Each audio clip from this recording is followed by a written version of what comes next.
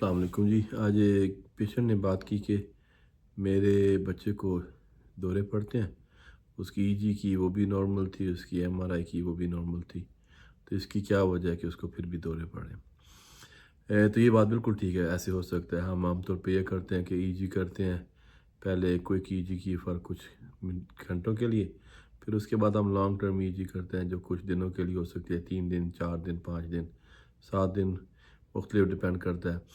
اور پھر اس کے باوجود بھی سب کچھ نارمل آ سکتا ہے، اور یہ بھی ہو سکتا ہے کہ ایم آر آئی کریں اور ایم آر آئی بھی نارمل ہو، لیکن اس کے باوجود بھی سیجر آ سکتے ہیں۔ اس کی کافی ساری وجوہات ہوتی ہیں۔ ایک جو کامن کاز ہوتی ہے، بعض اوقات وہ جو ہے وہ آپ کے جینز میں ہو، اور وہ جو جینز میں آپ کے آ رہا ہے، جو آپ کے جینز جو آپ کے والد صاحب کی طرف سے یا آپ کی والدہ کی طرف سے آئے ہیں، اس جین میں ایپیلیپسی ہو، جسے ہم جینیٹک ایپیلیپسی بولتے ہیں۔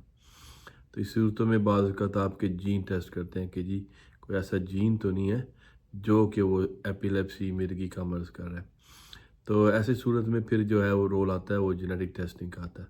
تو اکثر یہ لوگ پوچھتے ہیں کہ کیا ایسا ہو سکتا ہے؟ جی بالکل ایسا ہو سکتا ہے کہ آپ کی ای جی بھی نارمل ہو، آپ کی ایم آر آئی بھی نارمل ہو، لیکن اس کے باوجود آپ کو سیجر ہو رہے ہو۔